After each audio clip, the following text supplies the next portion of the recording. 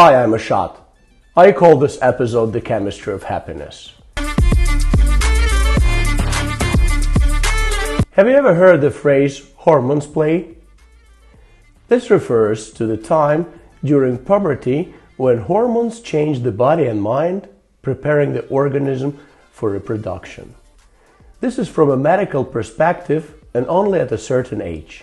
In life, as the saying goes, this phrase is sometimes used to explain someone's inappropriate or unsatisfactory behavior. For example, several girls during a school break might evaluate the aggressive outburst of their 14-year-old classmate who threw a sneaker at the teacher. Or for some men, the concept of hormone is often associated with some toxic chemical that turns their kind and compliant woman into a heartless monster for a couple of days each month. Well, that's how they perceive women's PMS. It's all clear. Hormones play. This has always been the case. It's Mother Nature. Well, that's right, isn't it? Let's give it a shot.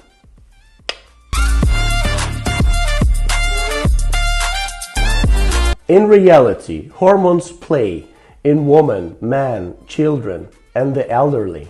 And they play all the time, everywhere, and constantly.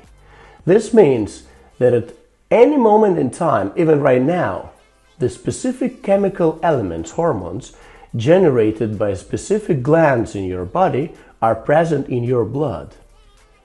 And it's precisely because of the presence of these specific hormones that you're experiencing these specific emotions right now. If a magician somehow replaced all your hormones with completely different ones right now, you would instantly feel entirely different emotions. This gives actually the key to understanding the mood.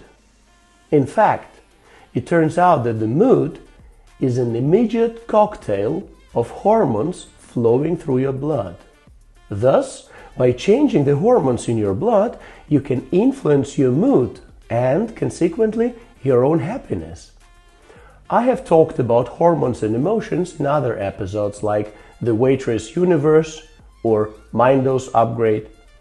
Many years ago, a cool YouTuber, Gary Zorba, also discussed this, though he seems to have disappeared. So, we basically have two emotions, love and fear, plus all their countless derivatives. Accordingly, there are hormones that evoke emotions of happiness and love, and hormones that evoke emotions of stress and fear. Interestingly, some hormones trigger their emotions short-term or even instantly, while others do so long-term and gradually. For instance, if your stress is short-term, like a dog suddenly barking around the corner, then your fight or flight mode for escaping that dog cannot gradually kick in. It has to activate instantly, right now. This is crucial for survival. Therefore, the brain instantly injects the hormone adrenaline into your blood. Thanks to it, you run away from the dog faster than usual or fight it harder than usual. To do this, adrenaline constricts your blood vessels, opens the bronchi, and provides energy. Without adrenaline, neither you nor I would be here right now. Well, because our ancestor, in response to an unexpected tiger around the corner, without adrenaline, would have just smiled kindly. Well, exactly that one last time right before his death. But if your stress is long-term, like no money for a long time, no good job, no tasty food, no entertainment, then the hormone cortisol is produced. It helps deal with long-term stress, both physically and emotionally. The same goes for happiness hormones. The hormone endorphin is released into the blood by the brain short-term, at the moment of realizing happiness as a result of some event or action. Endorphin is a price. It's euphoria. Long-term happiness, like anticipating something pleasant, waiting for the better, is already dopamine. It turns out that the dose of any hormone is very important. Even doctors say that the difference between a medicine and a poison is the dose. It turns out that the adrenaline is only beneficial short term. Here it increases concentration or organizes you. However, in large amounts, on a constant basis, it begins to harm. This sometimes happens to police officers and soldiers. Well, the body should not constantly be in a resource-consuming fight or flight mode. I actually talk about this in the episode The Digital Deer. The same goes for long-term cortisol. In large amounts, on a constant basis, it depletes the gland that produces it, the adrenals. This means that if stress occurs, you won't be able to deal with it. Moreover, an excess of cortisol eats away all your protein, causing obesity and muscle flabbiness. It consumes your glucose, it ages and weakens your body.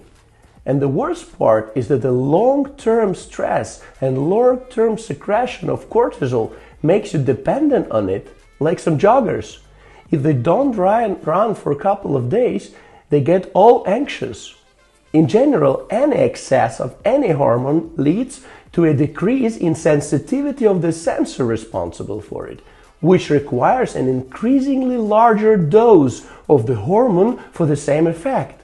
So it's clear dose is important. Therefore, for the proper functioning of both the body and always being in a go of mood, you need to keep the dose under control. How? Well, you properly lower stress hormones and you properly raise happiness hormones. And here's how. 1. Sleep. Make sure you get enough sleep. Sleep is crucial.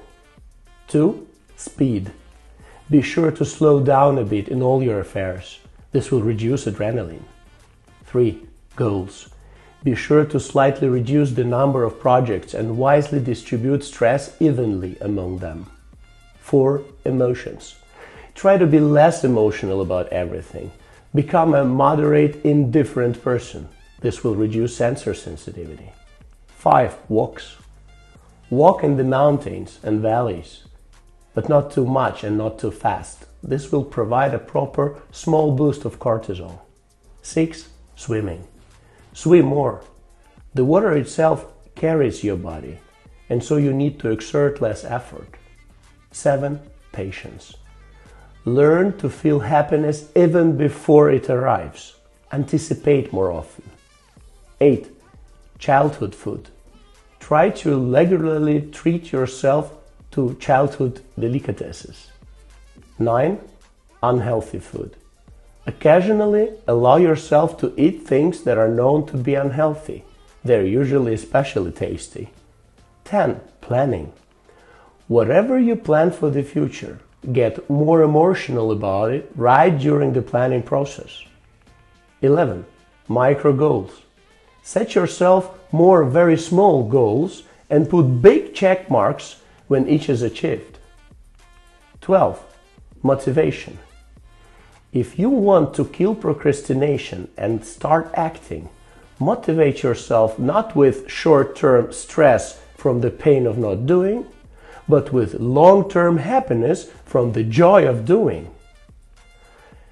Keep your actions and emotions under control, and the right doses of your hormones will flow in your blood.